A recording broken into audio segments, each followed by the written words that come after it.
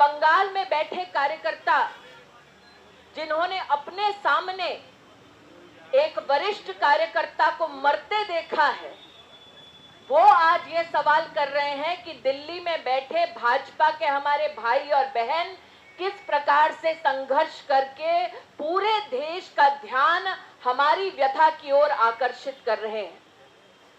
इसलिए आज उन कार्यकर्ताओं को मैं राजघाट पर से मात्र यही कहना चाहती हूं कि रूपादी और कैलाश जी एखाने বসে আছেন, আমরা সবাই এখানে পশ্চিমবঙ্গকে বাঁচানোর জন্য দিল্লির এক একটা কার্যকর্তার সাথে আপনার জন্য উপস্থিত হয়েছি। আর আমরা চাইছি कि আপনারা জানেন कि এই সংঘর্ষে আপনা সঙ্গে সঙ্গে আমরা সবাই চলবো। আর আগামী সময়ে সেভ বেঙ্গলের এই কার্যক্রমটা कैलाश जी नेतृत्वे আমরা পশ্চিমবঙ্গে নিয়ে আসব। आज भाजपा के सभी कार्यकर्ताओं की ओर से मैंने पश्चिम बंगाल के कार्यकर्ताओं को यह आश्वासन दिया है कि दुख के संघर्ष की इस घड़ी में राजघाट के स्थल से हम उन्हें आश्वस्त करते हैं, ये प्रण लेते हैं कि पथ पथ पग पग उनका साथ देंगे। इस संघर्ष में वो अपने आप को अकेला ना समझे। आज आप सबकी ओर से ये संकल्प मैंने बंगाल के नागरिकों और बंगाल के कार्यकर्ताओं के समक्ष प्रस्तुत किया है।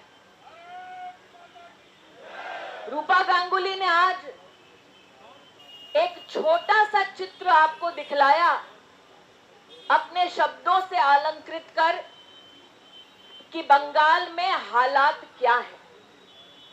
बोशीरहाट की अगर आज मात्र बात करें तो इस दंगे में लोगों ने देखा कि एक परिवार अपने एक प्रियजन का अंतिम संस्कार करने शमशान की ओर जा रहा था और उस परिवार को पकड़कर सरेआम अधिकारियों के सामने इन जिहादियों ने पीटा और वो अधिकारी चुपचाप खड़े होकर तमाशा देखते रहे।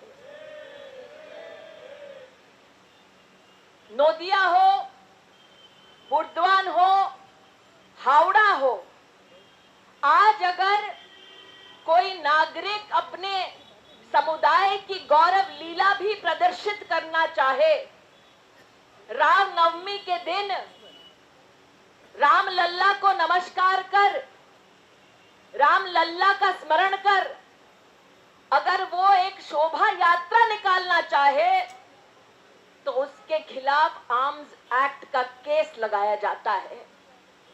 आज रूपा गांगुली राज्यसभा की सांसद हैं। आप सभी कार्यकर्ता इनसे पूछ सकते हैं कि जिन लोगों ने परिवारों को पीटा, कार्यकर्ताओं के भाजपा की हत्या की, दुकानों को मकानों को जलाया, अधिकारियों को धमकाया, क्या ऐसे जिहादी तत्वों के खिलाफ पश्चिम बंगाल की सरकार ने अब तक कोई भी आर्म्स एक्ट जैसा कोई गंभीर केस लगाया है? रूपा गांगुली ने आज जो आपसे कहा, हालात ये है कि मांग में सिंदूर भरे, माथे पर बिंदी लगाए महिला अगर शाम को निकले तो कहीं ना कहीं मन में संकल्प लेकर निकलती है कि अगर मुझे साथ कोई दुर्व्यवहार हो तो या तो मैं सामना करते करते प्राणों को त्याग दूं या मात्र अपने घर तक ही सीमित रह जाऊं। आज उस बंगाल की ये दुर्दशा है जिसमें कैलाश जी ने कहा, ममता बनर्जी ने मां माटी मानुष की बात की थी। जब ममता बनर्जी मां माटी मानुष की बात करती हैं तो किस मां का उल्लेख करती हैं? हम सब जानते हैं कि बंगाल के निवासियों के मध्य में दुर्गा पूजा का एक विशेष स्थान रहता है।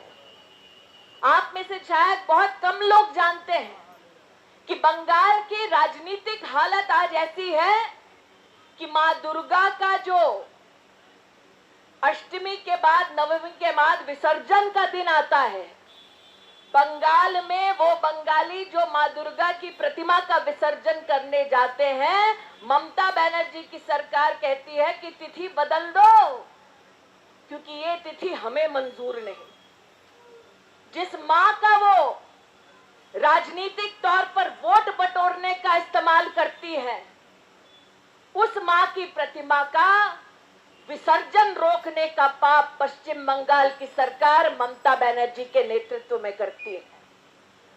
ममता बनर्जी बात करती है माटी की। माटी मतलब मिट्टी। आज रूपा गांगुली ने बोला कि अगर टीएमसी के किसी एक नेता या कार्यकर्ता की नजर किसी एक लैंड के टुकड़े पे पड़ जाए तो फिर पूरा समुदाय चाहे लहूलुहान हो जाए, वो टीएमसी का समर्थक गुंडा उस मिट्टी को पाने में समर्थ हो जाता है, क्योंकि पूरा प्रशासन मुख दर्शक बैठ के तमाशा देखता है। ममता बनर्जी बात करती है मानुष की, इंसान की। तो आज रूपा दी के ही भाषण से मैं कहना चाहती हूँ कि बंगाल की एक पुरानी विरासत है। हमने रविंद्रनाथ टैगोर की कथाओं को सुना है, पढ़ा है, कविताओं से हम सब प्रभावित हुए हैं। अरे राष्ट्रगीत जब गाते हैं तो सर फक्र से ऊंचा करते हैं कि ये रोबी ठाकुर की रचना है। जब भाजपा के कार्यकर्ता, जैसा कि कैलाश जी ने कहा, कश्मीर की बात करते हैं तो फक्र से कहते हैं कि हमारी पार्टी के नेतृत्व ने बलिदान दिया, इसलिए आज भी कश्मीर हमारे देश का सर का ताज है।